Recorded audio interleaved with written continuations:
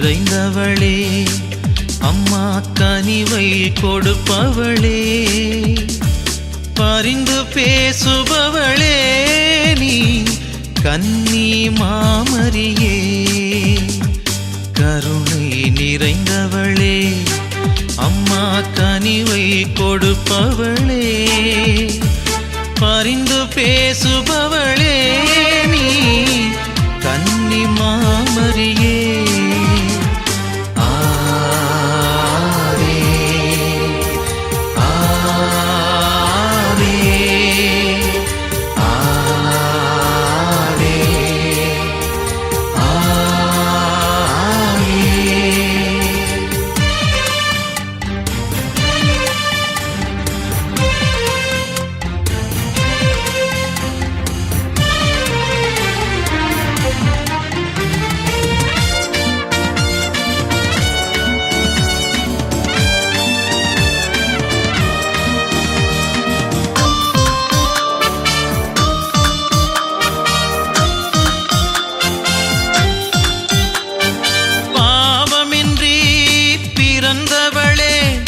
பாவையர்க்கு மாதிரியே, ஆவியினால் நிறைந்தவளே, ஆண்டவர்க்கு பணிந்தவளே, பாவம் செய்தையும் மானிடர்க்கு, பாவம் செய்தையும் மானிடர்க்கு உன் மகனை கொடுத்தவளே.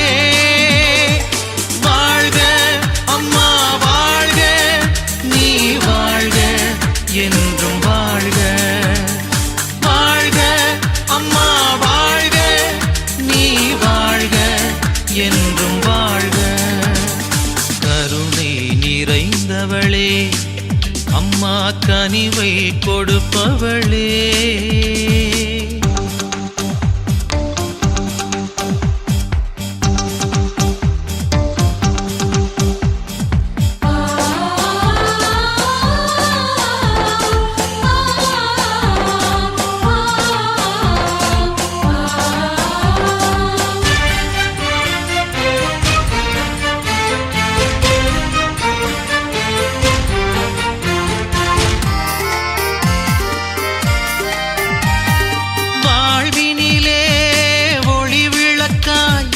வாழ்ந்து வரும் நாயகியே,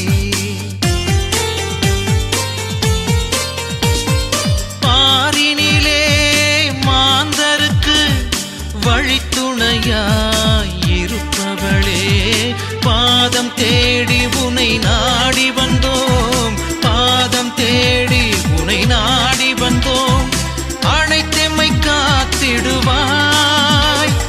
வாழ்க அம்மா வாழ்க, நீ வாழ்க என்றும் வாழ்க, வாழ்க அம்மா வாழ்க, நீ வாழ்க என்றும் வாழ்க. கருணை நிறைந்தவளே, அம்மா கனிவை கொடுப்பவளே, பரிந்து பேசுபவளே, நீ கன்னி மாமரியே. கருணை நிறைந்தவளே, அம்மா கனிவை கொடுப்பவளே, பரிந்து பேசுபவளே, நீ கன்னி மாமரியே.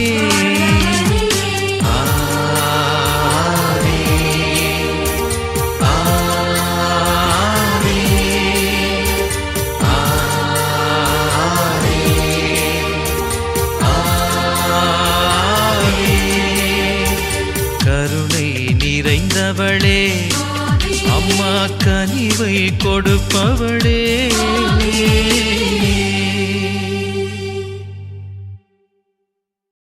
மே மாதம் 22ஆம் தேதி புதன்கிழமை. புனித யாக்கோபு எழுதிய திருமுகத்திலிருந்து எடுக்கப்பட்டுள்ளது.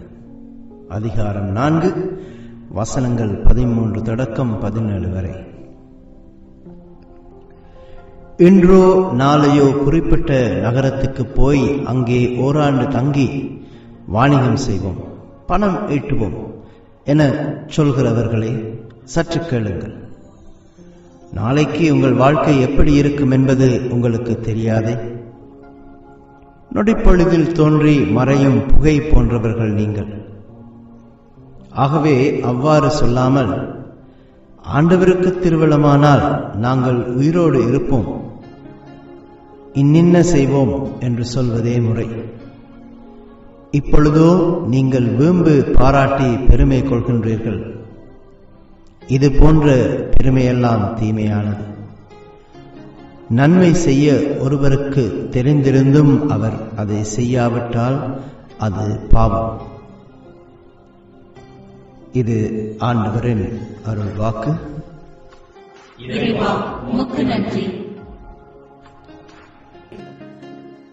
நற்செய்தி வாசகம். நமக்கு எதிராக இராதவர் நம் சார்பாக இருக்கிறார். மார்க்கு எழுதிய தூய நற்செய்தியிலிருந்து வாசகம். அதிகாரம் 9, வசனங்கள் 38 40 வரை. அக்காலத்தில் யோவான் இயேசுவிடம், போதகரே, ஒருவர் உமது பெயரால் பேய்கள் ஓட்டுவதைக் கண்டு நாங்கள் அவரை தடுக்க பார்த்தோம், ஏனெனில் அவர் நம்மை சாராதவர் என்றார். அதற்கு இயேசு கூறியது, தடுக்க வேண்டாம், ஏனெனில் என் பெயரால் வல்ல செயல் புரிபவர் அவ்வளவு எளிதாக என்னை குறித்து இகழ்ந்து பேச மாட்டார். ஏனெனில் நமக்கு எதிராக இராதவர் நமக்கு சார்பாக இருக்கின்றார். இது கிறிஸ்துவின் நற்செய்தி. கிறிஸ்துவே உமக்கு புகழ்.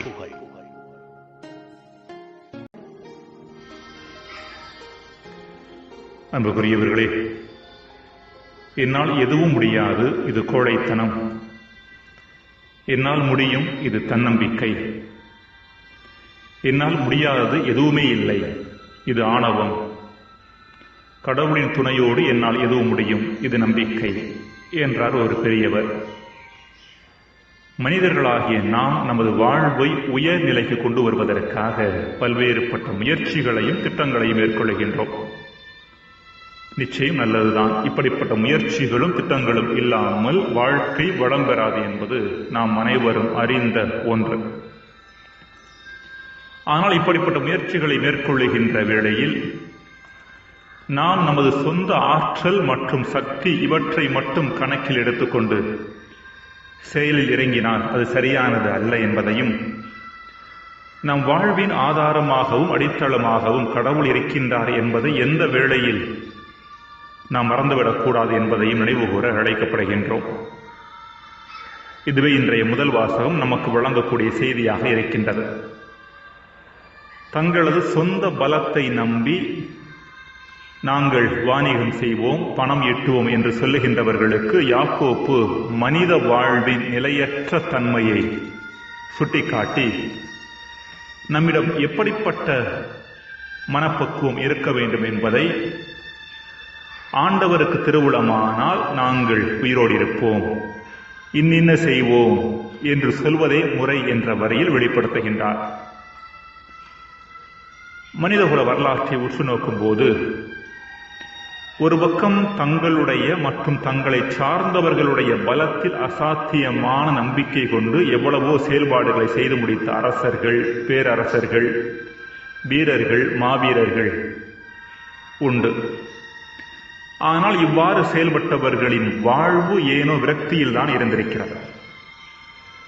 மாவீரன் நெப்போலியன் வாழ்வின் இறுதி கட்டத்தில் சொன்னதாக சொல்லப்படுகின்ற ஒரு செய்தி. ஜூலியஸ் சீசர் வந்தார், ஒரு பேரரசை உருவாக்கினார், அது அழிந்து போனது. அலெக்சாண்டர் வந்தார், ஒரு பேரரசை உருவாக்கினார், அதுவும் அழிந்து போனது. நான் வந்தேன், ஒரு பேரரசை உருவாக்கினேன், அதுவும் என் கண் முன்னே அழிந்து போகிறது என்று சொன்னாராம். வேறு வகையில் சொல்ல போனால், வாழ்வு என்பது நொடி பொழுதில் தோன்றி மறையும் புகை என்பதை அனுபவபூர்வமாக இவர்கள் உணர்ந்திருக்கிறார்கள். ஆனால் இதே மனித வரலாற்றில் இன்னொரு பக்கம் இன்னொரு குழுவையும் பார்க்கின்றோம்.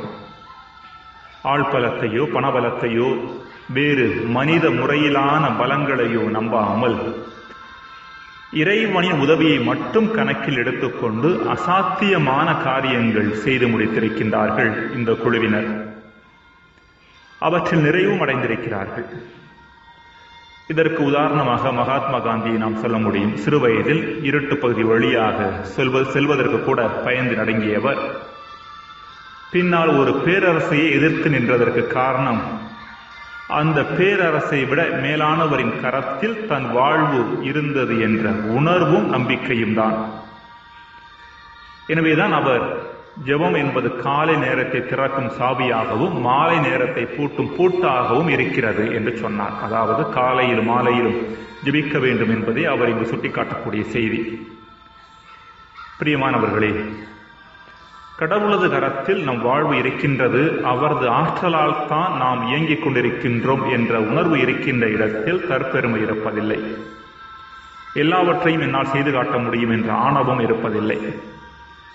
இறை உணர்வு யாரிடம் இல்லையோ, யார் தங்களால் எல்லாம் முடியும் என்று எண்ணுகிறார்களோ அவர்கள்தான் மனித வாழ்வின் நிலையற்ற தன்மையை நேருக்கு நேர் சந்திக்கும் போது விரக்தி அடைகின்றார்கள், வாழ்வை வீணடித்து விட்டதாக உணர்கின்றார்கள். ஜெபம். இறைவா, எம் வாழ்வின் நிலையற்ற தன்மையையும் உமது நிலைத்த தன்மையையும் உணர்ந்து உம்மிலே எம் அடையாளத்தை காண வரம் தாரும். ஆமென்.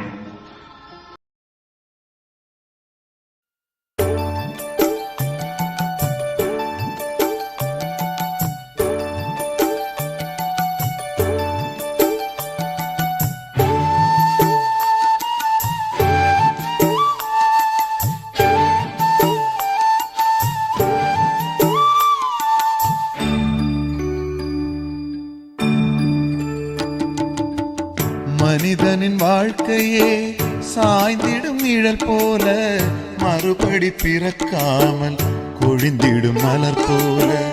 மனிதனின் வாழ்க்கையே சாய்ந்திடும் நிழல் போல, மறுபடி பிறக்காமல் கொழிந்திடும் மலர் போல. உலகத்தை மறக்கணும், உண்மைகளை அறியணும். உலகத்தை மறக்கணும், உண்மைகளை அறியணும். ஒருவரே தேவன் என்ற உண்மையை உணரணும். ஒருவரே தேவன் என்ற உண்மையை உணரணும். மனிதனின் வாழ்க்கையே சாய்ந்திடும் நிழல் போல, மறுபடி பிறக்காமல் கொழிந்திடும் மலர் போல.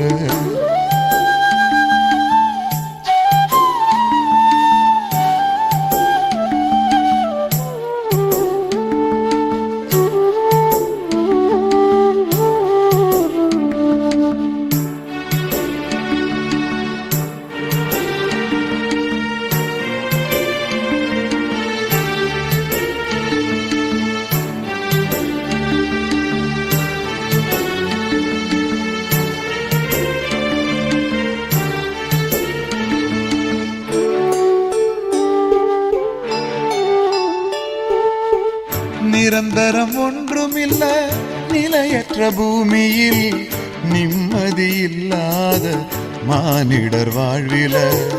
நிரந்தரம் ஒன்றுமில்ல நிலையற்ற பூமியில், நிம்மதி இல்லாத மானிடர் வாழ்வில. எல்லாமே மாயைதான்.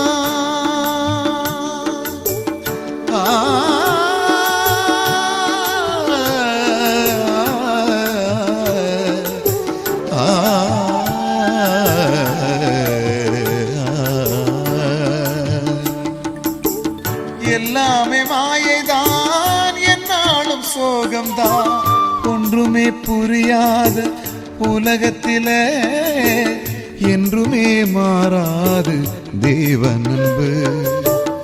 ஒன்றுமே புரியாத உலகத்திலே என்றுமே மாறாது தேவன் அன்பு. மனிதனின் வாழ்க்கையே சாய்ந்திடும் நிழல் போல, மறுபடி பிறக்காமல் கொழிந்திடும் மலர் போல.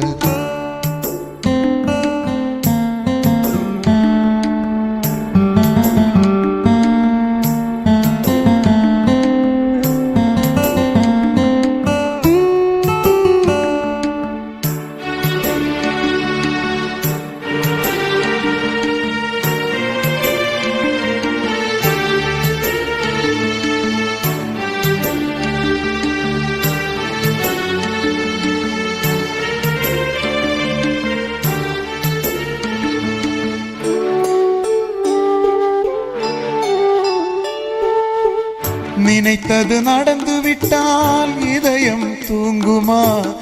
இறந்தவர் திரும்பி வந்தால் உலகம் தாங்குமா? நினைத்தது நடந்து விட்டால் இதயம் தூங்குமா? இறந்தவர் திரும்பி வந்தால் உலகம் தாங்குமா? வாழ்க்கையை ஒரு முறைதான்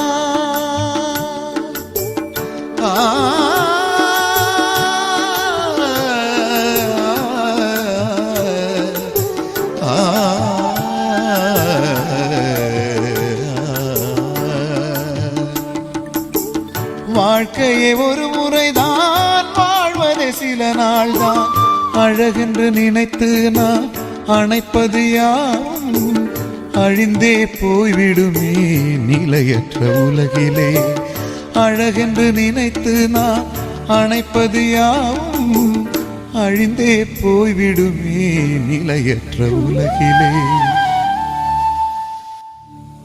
மனிதனின் வாழ்க்கையே சாய்ந்திடும் நிழல் போல, மறுபடி பிறக்காமல் கொழிந்திடும் மலர் போல. மனிதனின் வாழ்க்கையே சாய்ந்திடும் நிழல் போல, மறுபடி பிறக்காமல் கொழிந்திடும் மலர் போல. உலகத்தை மறக்கணும், உண்மைகளை அறியணும். உலகத்தை மறக்கணும், உண்மைகளை அறியணும். ஒருவரே தேவன் என்ற உண்மையை உணரணும். ஒருவரே தேவன் என்ற உண்மையை உணரணும். மனிதனின் வாழ்க்கையே சாய்ந்திடும் நிழல் போல, மறுபடி பிறக்காமல் கொழிந்திடும் மலர் போல.